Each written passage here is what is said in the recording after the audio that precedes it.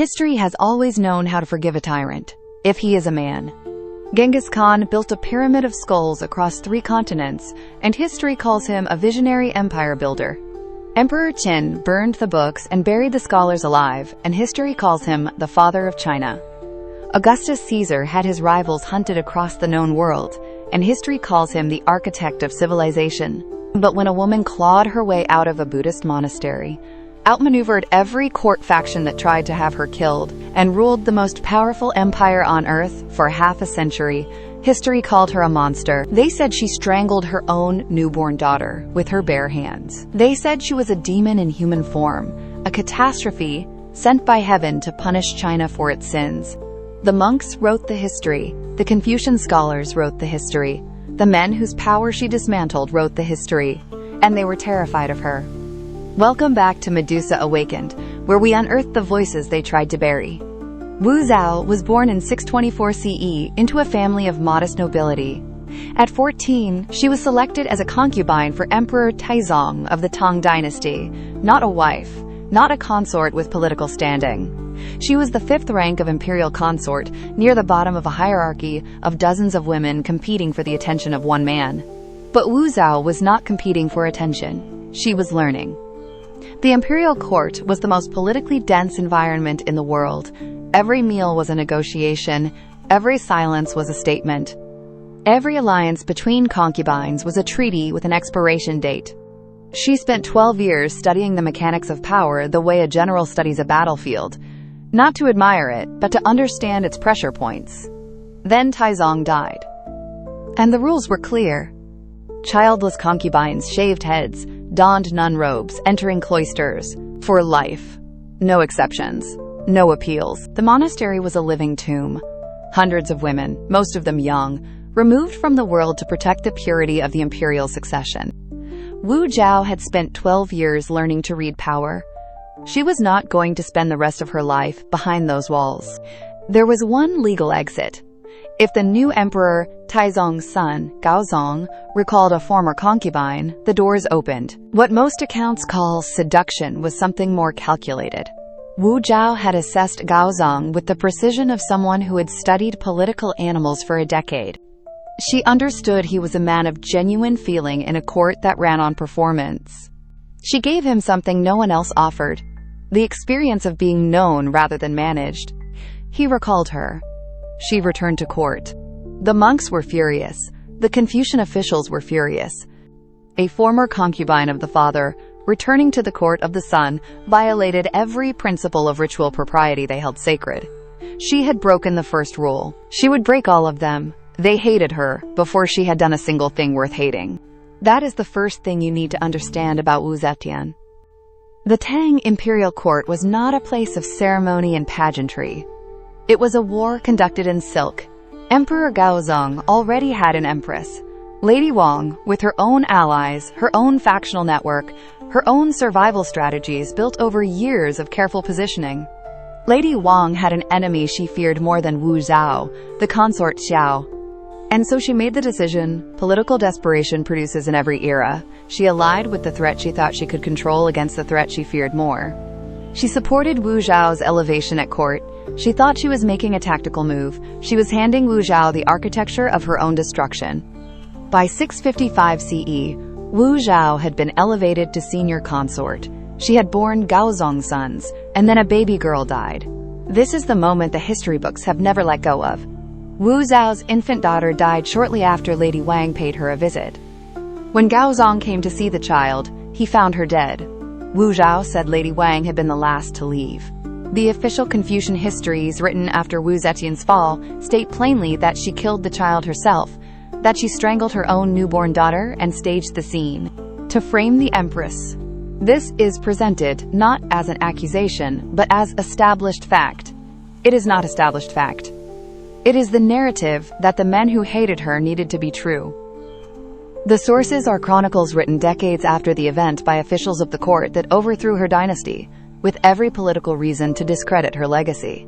There is no contemporary account. There is no eyewitness testimony. There is a dead child, a political crisis, and a conclusion written by her enemies. What we know is that Lady Wang and consort Xiao were subsequently demoted, imprisoned, and executed. What we know is that Wu Zhao was elevated to empress within months. What we know is that this was a political outcome in a political war, the same kind of maneuvering men conducted constantly in the Tang court. When men do it, history calls it statecraft. When Wu Zetian does it, history calls it the act of a monster who killed her own child. The Confucian framework had a specific terror of women in power. A woman who succeeded at power was not just a political threat. She was a cosmological disruption. Evidence that the natural order was broken. And that required an explanation. The explanation they chose was monstrousness. If she won, she must have cheated in a way that was inhuman. If she was powerful, she must be evil. The infant daughter died. We do not know what happened. We know who wrote the conclusion. By 660 CE, Emperor Gaozong was suffering from debilitating illness that left him periodically incapacitated. Wu Zetian began handling state affairs. Not as a proxy, not as a figurehead, as the person who actually made the decisions and managed the bureaucracy of the largest empire on earth. Gaozong died in 683 CE. Two of their sons briefly held the throne.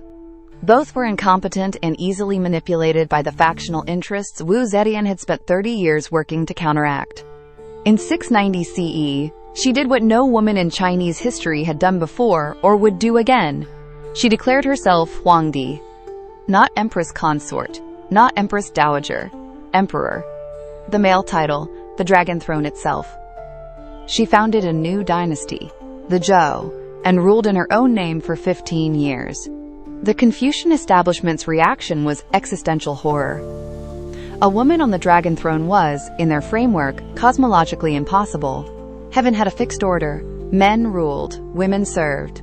What Wu Zetian had done was abomination. And yet China did not collapse. The borders held. The harvests came in. The opposite of catastrophe happened. Wu Zetian reformed and expanded the imperial examination system, appointing officials on the basis of demonstrated ability rather than inherited rank. She was building a bureaucracy loyal to competence rather than to bloodlines that predated her, and not coincidentally dismantling the power base of the men who hated her. She launched military campaigns that maintained territorial integrity. She oversaw agricultural reforms that reduced the tax burden on farmers. She patronized Buddhism as a counterweight to the Confucian establishment, and Buddhist theology did not prohibit female rulers. The people of China, in the records that survive from her reign, rather than from the chronicles written after her fall, do not describe a reign of terror. They describe a reign.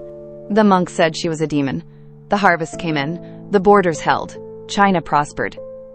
If you believe history has been manipulated to turn powerful women into monsters while celebrating the tyrants who tried to suppress them, subscribe to Medusa Awakened. These women governed empires, rewrote philosophy, and changed the course of history. Let's rewrite the narrative together. She was 80 years old when they took the throne from her. In 705 CE, a group of officials and generals entered the palace, killed her two most trusted advisors, and forced her abdication. They restored the Tang Dynasty and sent her to a secondary palace outside the capital. She died later that year and was buried beside Gaozong at the Qianling Mausoleum. At her tomb, they erected a stele, a massive stone tablet on which a ruler's titles, achievements, and victories were carved for posterity. Gaozong's stele beside hers runs to thousands of characters. Wu Zetian's stele is blank, completely blank. No titles, no achievements, no name, just stone. The men who retook power faced a problem with no clean solution. If they catalogued her achievements honestly, they legitimized the reign of a woman which their entire framework said was impossible. If they fabricated crimes, they risked contradiction from an administration that had actually functioned, with records that survived, with officials who remembered. So they chose silence. They left the stone blank and let the chroniclers fill it with poison. The new Book of Tang, compiled 3 centuries after her death, is the primary source for most of the monstrous characterizations history has repeated ever since. It was written by officials of a dynasty that replaced hers, men whose entire political legitimacy depended on her having been illegitimate. It gave us the infanticide. It gave us the nymphomania. It gave us the demon empress. It gave us everything except the blank stele, which they could not explain away because it was already there. The stele is still there. 1,300 years. Visitors have carved their own inscriptions into it over the centuries. The original surface remains empty, waiting. They thought silence was a weapon. 1,300 years later, the silence is the loudest thing at Tianling. Wu Zetian ruled China for 50 years in various capacities, and in her own name for 15. She was the only woman in 4,000 years of Chinese imperial history to hold the title of emperor. She reformed a bureaucracy, expanded an empire, and governed one of the most complex administrative systems in the ancient world. And the official history called her a baby killer. This is not a coincidence. This is a methodology. When a woman achieves power in a system designed to prevent it, the system does not revise its assumptions. It revises her. It finds the crime that fits the discomfort. They went straight for the deepest taboo, the mother who destroys her child. Because revulsion is what you need when the facts are inconvenient. The facts were, she governed well. The facts were, the examination system she expanded became the foundation of Chinese imperial governance for the next 12 centuries. The facts were, she sat in the dragon throne and the sky did not fall. The Confucian cosmology said that was impossible. Reality disagreed. The monks and the scholars chose the cosmology. Her stele stands blank outside Shan.